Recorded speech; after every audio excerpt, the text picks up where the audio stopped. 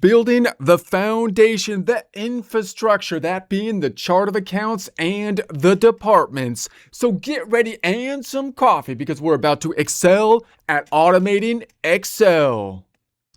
Here we are in Excel. If you don't have access to this workbook, that's okay because we'll basically build this from a blank worksheet. But if you do have access, 3 tabs down below: example, practice, blank, example tab, in essence, the answer key, the end result, the thing that we will be constructing, the cheat sheet, if you will. The practice tab having pre-formatted cells so you can follow along, build the practice problem with us, but deal with less Excel formatting as you do so. But if you don't have access to any of that, or even if you do and you want the full experience, we will be working in the blank tab where, as you can see, we will start off with a blank worksheet practicing both our Excel formatting as well as our table building and accounting all at the same time. All right, the first thing I like to do whenever I start a new worksheet is lay down the foundational formatting that I would want as the default. If I don't do that, then we're going to be starting off with all the cells as general as default, and therefore I can have select Control A on the keyboard or just select the little triangle up top. I like to right click and then format those cells. We want to format those cells. And then I usually go to currency, negative numbers. I'm going to have them bracketed but not red. Sometimes I like them to be red, but we might do some color formatting to further visualize things, and therefore the red gets a little messed up sometimes. So we'll keep it at black. I like to have the brackets are a little bit more distinctive to me than the little negative number in front. I don't want the dollar sign because that's going to get too redundant. We don't need the dollar sign because it's going to make the cells wider than they otherwise need to be. And usually I start off with no decimals, oftentimes just to make it a little bit cleaner to see, although less precise, adding decimals where I need them, either when we have decimal notation or we have percentages or something like that, or if I want more specificity within the dollars that are going to be laid out, the currency, whatever we're using. I'm thinking in dollars. I'm in the United States. So I'm going to say, okay. Now, because I'm recording, I often also go Home tab, Font group, and then make it bold. Now, notice that my tabs up top, I have it in dark mode. That's what I like to work in. I think it's better on the eyes. So if that's a little different than what you have, then just realize that's the case. Also, just realize that as the screen changes due to different monitor sizes, these tabs might change in size, but the general direction of where we find things will always be the same. And the way to kind of explain to people where you're going is usually going to be the tabs up top, and then the groups are down below here, and then the actual thing within the group. Notice that most people don't do that, so they kind of just say, go here. But if you do use that terminology, and I will try to use it for the most part, it's a lot more specific when you're talking to people because a lot of times they're not seeing the exact same thing you are seeing, particularly if you're on like the phone with them or on like some kind of call, and their screen is a different size than yours, right? So, and anyways, we'll keep that terminology. All right, so as we build our system, I want to try to make the system as automated as possible. The first thing we need are the foundational items. Those, of course, are the chart of accounts. So I'm going to give the chart of accounts, and then I'm going to give the account numbers to them. Also, account types we will define, and then think about departments. As we do that, we want to think about, are we going to build our system based more on formulas, or do we want to build like a database table? These are both insights to see how the accounting system works, how to use a database program or build a database program, and then contrast that to something like Excel. All right, so let's say we're just going to list our accounts to start off with.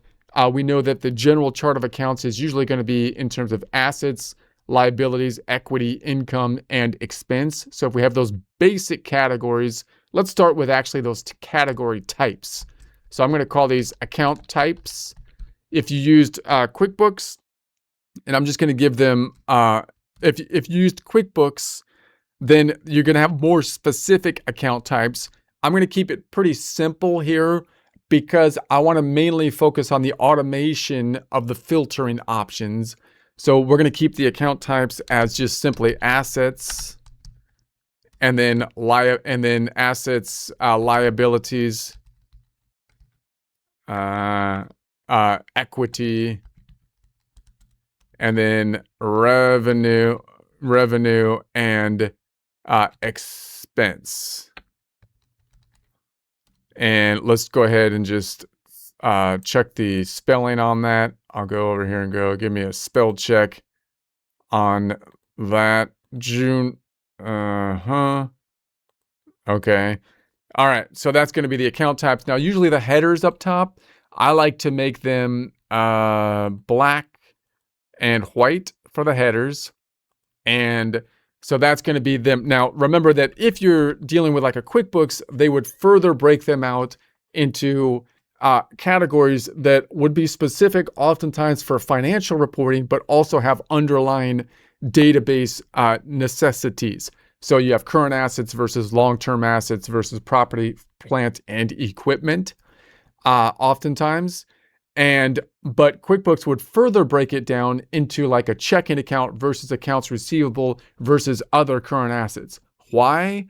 Because the cash accounts, for example, might be connected to a bank account.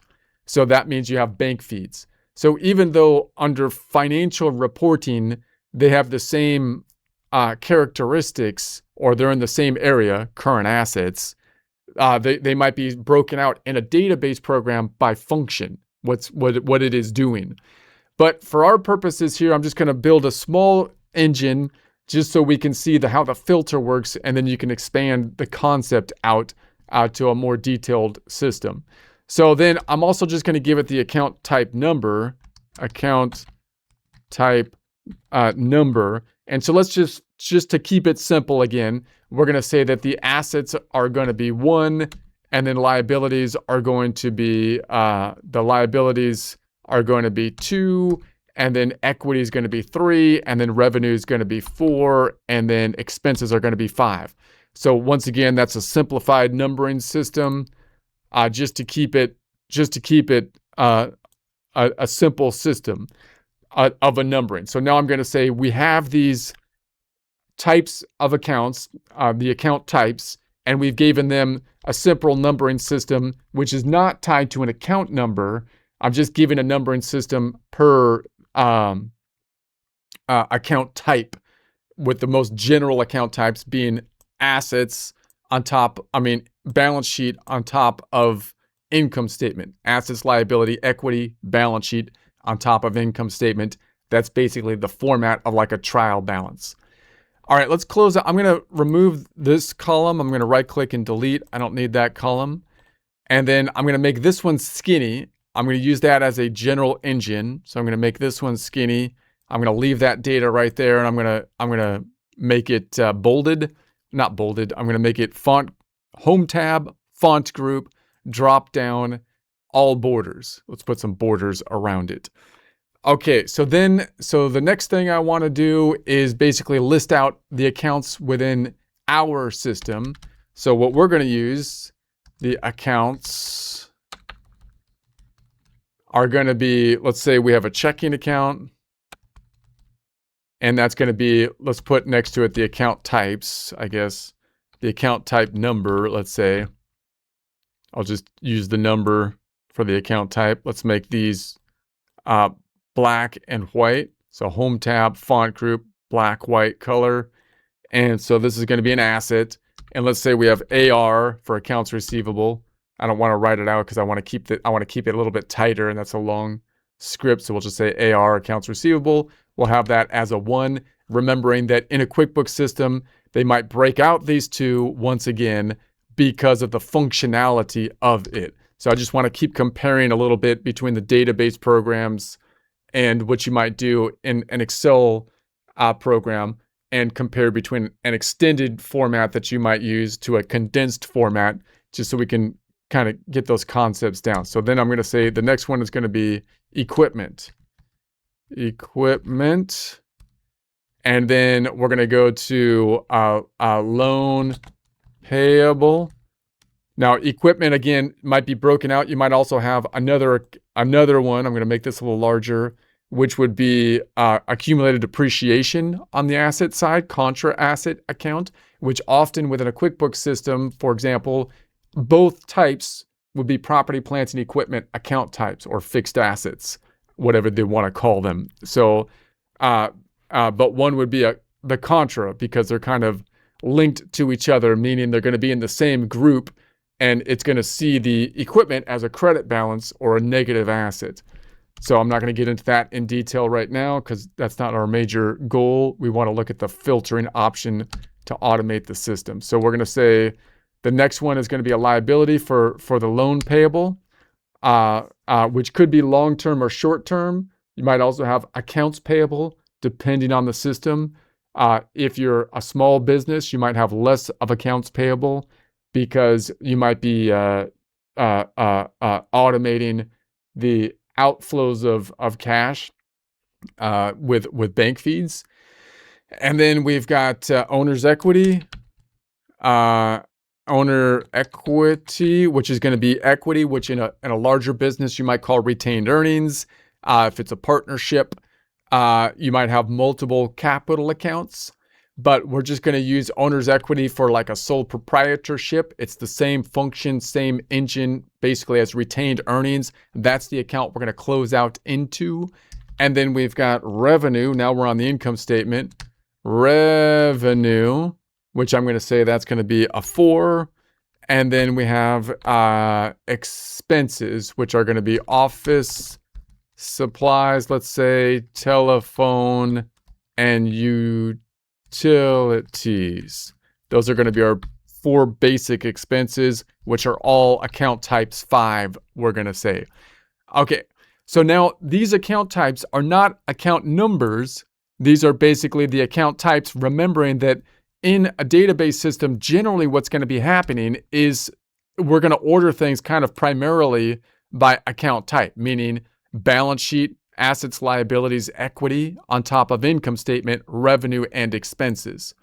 So in a QuickBooks system, for example, you might not have account numbers because if I'm not careful about the account numbers, then they're going to get messed up. One of the ways you can easily mess them up is that we don't order the account numbers by first account type, which means that when I make financial statements from them, if my first rule is order them by account type and then by account number, the account numbers will be jumbled up. They'll be wrong. They'll be not in order, which is going to defeat the purpose of the account numbers. So in our simple system, let's also basically add the account numbers in a way that makes some sense generally, so that we make sure that we're in alignment to the idea that we have to align them within the ordering of the account types. So what I'm going to do is I'm going to select this E right here column, right click here, and then insert. And these are going to be the account numbers. I'll just say ACC numbers. Let's select all these and center them. So checking account, usually I'm going to make them start with a 1 and have a 4-digit number. You might want to have 5 digits even to be a little bit more safe. But 4, gives me a good amount of space, meaning I'm going to make this 1010. Why don't I start at 1000? Because even though the checking account most likely is always going to be the first account, what if I want to put something behind the checking account? I want it to come before. I have another checking account that I want to be the number 1 account. Well, it's in order by account type generally, and then by account number. I wouldn't be able to put something behind it, right? That's the problem. Now, if I want to format this so it doesn't have a comma, I'm going to select this whole thing, home group, home tab, number group, drop down numbers, and I'm just going to make it, not numbers, I'll make it general. So there it is. So now that removes the comma. And then accounts receivable, I'm going to leave some space. I'm going to make it 1050. Why don't I just make it 1011? Because I want to make sure that I have some space between these to put other numbers. You might even make it higher than that. AR should be like, I don't know, 11 in the 100. But the point is we need space in between them, even though they're both assets. And then equipment, I'm going to say is 1200. So it's still an asset because it has a 1, but now it's a 200. Now I'm on the liabilities. I'm going to start those with a 2, 2100.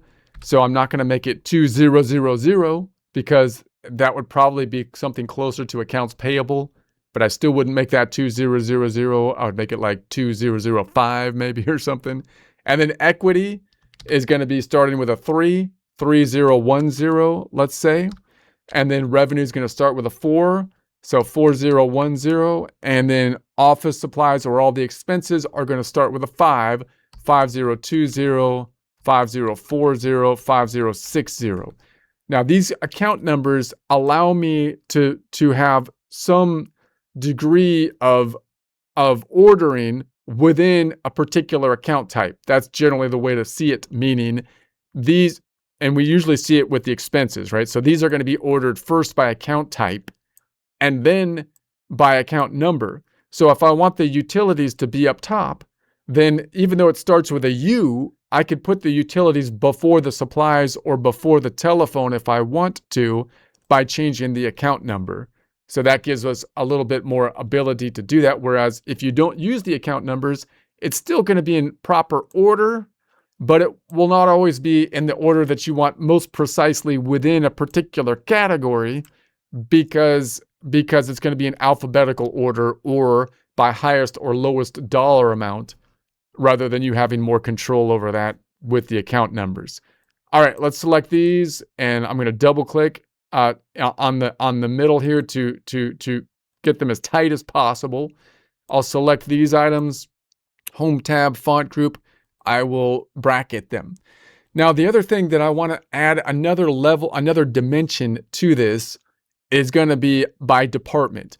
Now, this is something that is a little bit more advanced in a QuickBooks system or something like that, because usually if I think about departments, that's not something that I often will be mapping out in the chart of accounts area. I'm usually going to use some other function to do that in QuickBooks. What would that be? Possibly like class tracking kind of thing with if I was to add a department. And that means I have a whole nother table from a database program system, you would think, and a whole nother line item that I would have to put in with each journal entry in order to determine a column. So that means that when I create my end result, which will be my trial balance might look much like this, and then I'll have the numbers. But where do I want the departments? Where are my departments going to show up if I have two different departments and both of them have all of these accounts as well? Because I have two different stores or two different departments that have the same accounts in them. Well, one way I could do that is I could say I'm going to create two accounts on a vertical format and then assign them a different account number or possibly assign them a department number so that it'll be structured vertically. That would be in QuickBooks terminology like a sub account. And you could do that, but then it's a little bit hard to get the sums for all the departments, and your income statement's going to get quite long. The other way to do it is to basically say, well, I don't really want to have two accounts. I want to have a different column. I want department 1 to be here, and I want department 2 to be here, and then maybe sum up department 1 and department 2 for the total of the business in total. In order to do that, in a database program, you're typically going to have another table that's going to be drawn from connected that's then gonna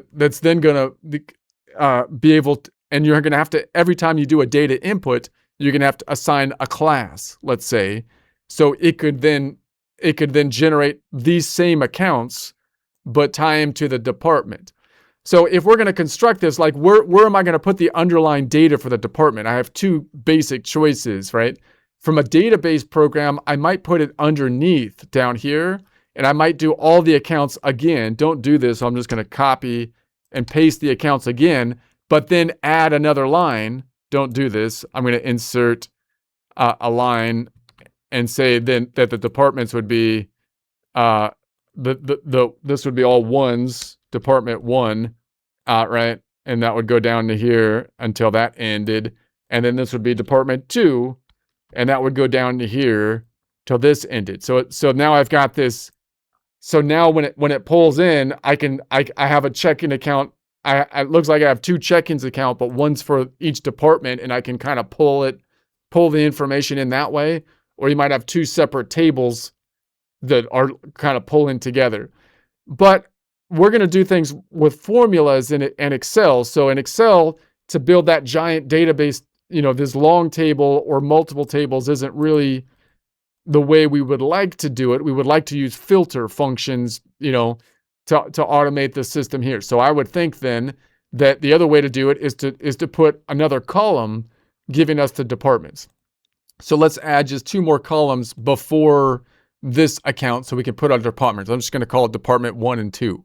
So I'm going to right click and insert 2 more columns. I'm just going to call this department 1 and department 2. And so then I'm just going to give them the number of 1 and 2 for each department. So now that's going to be our 2 department. Oh, wait a sec. Let me undo. Let me remove this second bit that I had down here. It goes down to utilities. All this needs to go away. Let's delete this. Delete. Shift up. Boom. Okay. So now this is just going to equal the one above it. And I can copy that down. And then this is going to be department 2. This equals the one above it.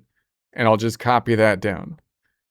Okay. So now that's from an Excel standpoint, that's nice and tight. Like I say, if I wanted a pivot table or something like that, then I might want the vertical structure might be a better way to go. But I'm going to use filter functions and whatnot. Therefore, this horizontal structure is going to could be a good way to go. And what I'm trying to do here is just trying to think about when I'm building, this looks like a simple table. It is a simple table, but I'm just trying to figure out what are the best strategy to kind of build the table depending on the type of thing I'm working with. And that's going to differ depending on what the engine of the thing you're going to work in is. Are you using formulas, like we're going to be using filter formulas and whatnot? Or are you going to be using a database where you might have multiple longer tables that are more big tables that are going to be connected, or a pivot tables, which might like the data in long skinny columns, right? And so that's going to be the idea. So now that we have this data laid out, I might also then next time take a look at some of the color systems, like color schemes that we could use, which I think would be quite useful in Excel particularly. I think they would be quite useful in database programs as well, like a standard, color theme per account and or per account type. So I will play with that for a bit, and then we'll get to using this to automate kind of our journal entries that will then build our general ledger to build our trial balance and so on.